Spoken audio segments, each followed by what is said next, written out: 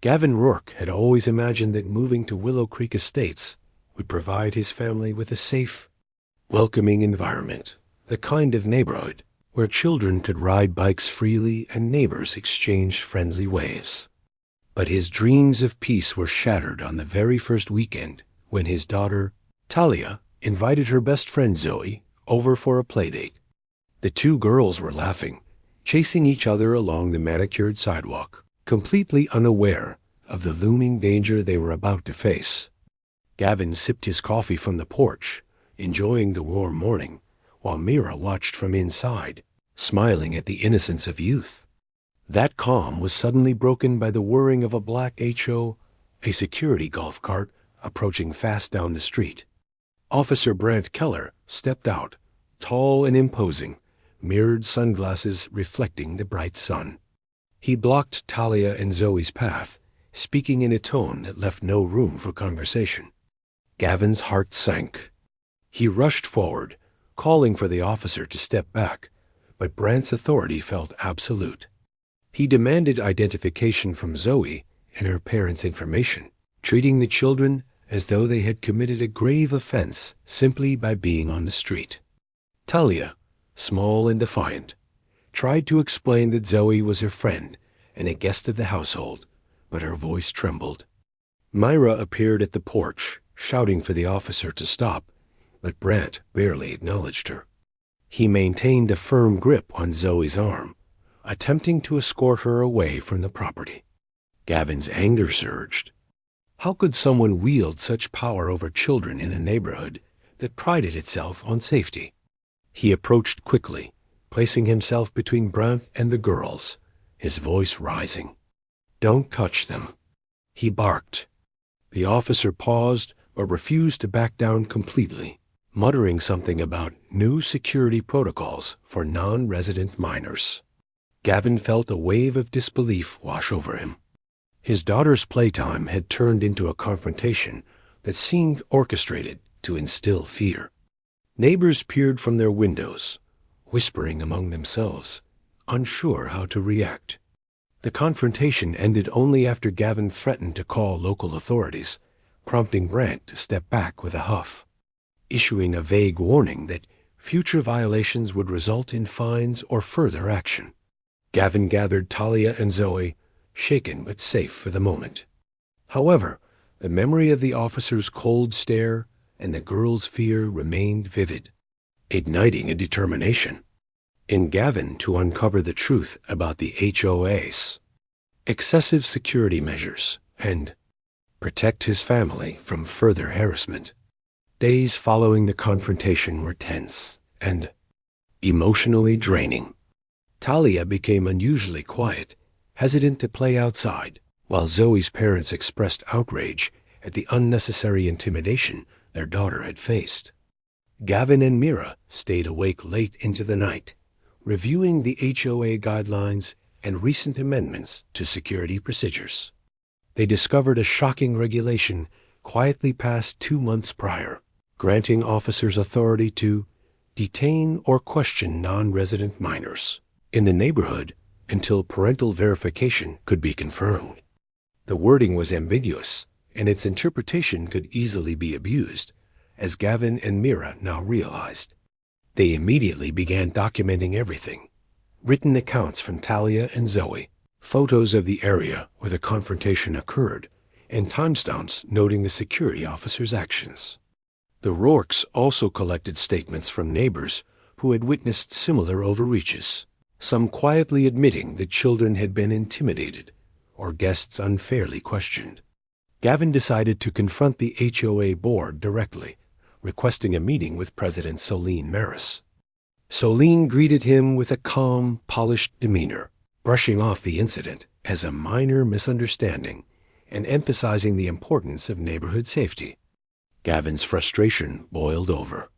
He explained how the officer had physically handled a child and threatened a young guest, behavior that violated both community principles and basic decency. Solene maintained that the officer acted within policy and that Gavin's concerns were exaggerated. That response fueled Gavin's determination to fight. He recognized that the problem extended beyond a single officer. It was systemic, and the board was either complicit or negligent. Over the next several days, he meticulously built a record, screenshots of HOA emails, witness statements, and even past complaints about Officer Keller, which had apparently been ignored or buried. The Rourkes began to reach out to other families in the community, quietly forming a network of residents concerned about the aggressive enforcement practices that were affecting children. The realization was sobering. They weren't just defending Talia and Zoe. They were standing up against a culture of intimidation that threatened every family in Willow Creek Estates. Gavin knew that a direct, public approach was necessary. He prepared a detailed packet outlining the confrontation, supporting evidence from neighbors, and citations from the HOA bylaws that clearly contradicted the officer's actions. He also included documentation of previous complaints against Officer Keller, revealing a disturbing pattern of harassment toward children and guests. On the day of submission, Gavin personally delivered the packet to the HOA office, insisting on an official receipt. The staff, tense and awkward, attempted to minimize the situation, but Gavin remained firm, citing exact bylaw sections granting guests unrestricted access to common areas and explicitly restricting security from detaining minors. Within hours, the HOA acknowledged receipt, but their statement was vague, promising only a review. Meanwhile, residents who had witnessed or experienced similar incidents began to reach out to Gavin, sharing stories of intimidation and fear. The Rourkes realized that this was not an isolated incident, but a systemic problem affecting the entire community. They organized a small coalition of concerned parents to strategize the next steps: public accountability, petitions, and legal counsel if necessary. Gavin also made sure to support Talia emotionally, helping her understand that the confrontation was the result of poor decisions by adults and not her fault. Slowly, the child began regaining confidence, but the family knew the fight was far from over. Every interaction with the HOA now carried the weight of scrutiny, as Gavin meticulously logged each response and action taken by board members and officers. He also began documenting Officer Keller's patrols, noting patterns of behavior, times, and repeated confrontations with guests or children. By now, the Rourkes were fully committed to ensuring that no other family in the neighborhood would endure what Talia had faced, and their efforts were gaining the attention of other residents ready to support them. The stage was set for a confrontation that would challenge the HOA's authority and bring the entire community into the spotlight. The tension in Willow Creek Estates only escalated after Gavin and Mira submitted their complaint. Board President Solene Maris, sensing the growing unrest among residents, tried to downplay the situation by sending a vague email about reviewing security procedures. But it did little to calm the community.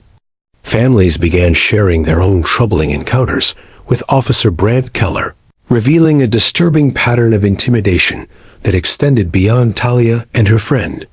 Some parents described situations where their teenagers were followed home, asked intrusive questions, or threatened with citations for simply walking along the sidewalks. The Rourkes realized that the HOA security protocols were deeply flawed and lacked proper oversight. They began organizing a community meeting to bring these stories into the open, creating a safe space for neighbors to voice concerns. The evening of the meeting was electric. Residents filled the clubhouse to capacity, many for the first time ever, determined to challenge the board's authority. Gavin stood before the crowd, presenting the timeline of Talia's confrontation, complete with evidence, witness statements, and bylaw references. Mira and other parents shared their experiences, their voices a mixture of anger, fear, and determination. Solene attempted to interrupt several times, insisting the officer acted within policy, but each time, residents countered with documented facts. Talia, sitting quietly with her parents, watched as the neighborhood rallied behind her. The collective outrage was palpable, and the board members visibly shifted in their seats. The community had found its voice, and the Rourke's efforts had sparked a movement that could no longer be ignored. The meeting ended with a decision, a formal petition demanding a third-party investigation into Officer Keller's conduct, and a full review of security policies would be submitted to the board. Gavin and Mara left the meeting exhausted but energized, knowing they had mobilized their neighbors to take a stand for safety, fairness, and accountability. Over the following days, the petition circulated rapidly. More than 80 homeowners signed within 48 hours, many adding detailed notes about past security overreach. Gavin worked tirelessly to ensure the petition's legitimacy, documenting signatures, timestamps, and statements from witnesses. The HOA could no longer ignore the pressure. Meanwhile, Officer Keller's patrols became increasingly tense, with neighbors observing his irritation and cautious behavior around families he had previously intimidated. The Rourkes continued to gather evidence, compiling a complete dossier of incidents, bylaw references, and photographic documentation.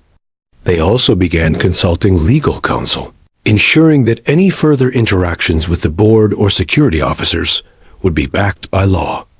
Talia, though still cautious, regained a measure of confidence through the unwavering support of her parents and the community. On the day of the board's formal meeting to address the petition, the room was packed. Residents shared first-hand accounts of intimidation, harassment, and unnecessary enforcement actions by Officer Keller. Gavin spoke last, presenting the compiled evidence in a clear, factual manner that left no room for deflection. The board attempted to justify their actions, citing vague safety protocols, but the residents' overwhelming documentation and the growing public pressure forced them into a corner. Solene announced a temporary suspension of Officer Keller and agreed to an independent investigation. But the community understood that vigilance would be required to ensure real accountability. The independent investigation began immediately, conducted by an external firm with no ties to the HOA board. Investigators interviewed dozens of residents, including Gavin, Mira, Talia, and other families who had experienced harassment. They requested HOA documentation, emails, incident reports, and surveillance footage. The evidence revealed repeated misconduct by Officer Keller, inconsistencies in his reports, and numerous ignored complaints from residents over several years. The investigators also found that board members had been aware of these incidents but failed to act, allowing a culture of intimidation to persist. News of the investigation spread quickly, creating pressure on the board to cooperate fully. During the investigation, Gavin and Mira documented every interaction, ensuring a paper trail that would leave no room for denial. Residents became more engaged, attending HOA meetings in greater numbers, demanding transparency and sharing their experiences publicly. The momentum shifted decisively toward accountability, and the community felt empowered by the Rourke's courage and dedication. Even Talia, once hesitant to step outside, began playing freely again, her trust slowly returning as she saw the neighborhood mobilize for justice. After weeks of scrutiny, the investigation concluded with a decisive report. Officer Keller had violated multiple HOA policies, mishandled minor confrontations, and engaged in intimidation. The report recommended immediate removal of Keller from his post and structural reforms to prevent future misconduct. Solene and the remaining board members were forced to acknowledge systemic failures.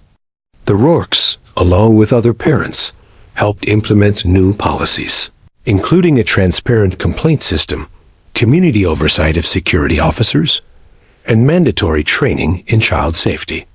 The neighborhood began healing. Trust was slowly restored, and families felt secure once more. Residents were inspired to participate actively in HOA decisions, ensuring that no child or guest would experience harassment in the future. Gavin and Mira, standing together with Talia in the evening sunlight, reflected on their struggle. It had been exhausting, emotionally charged, and stressful, but their persistence had transformed the community. Willow Creek Estates was no longer a place where children lived in fear of uniformed authority. It was a neighborhood strengthened by courage, accountability, and the unwavering determination of one family willing to stand up for what was right. Talia smiled freely, playing with her friends on the street, while neighbors watched and exchanged relieved glances. The Rourkes knew that by protecting their daughter, they had protected every child and guest in the community, leaving a lasting legacy of vigilance and justice.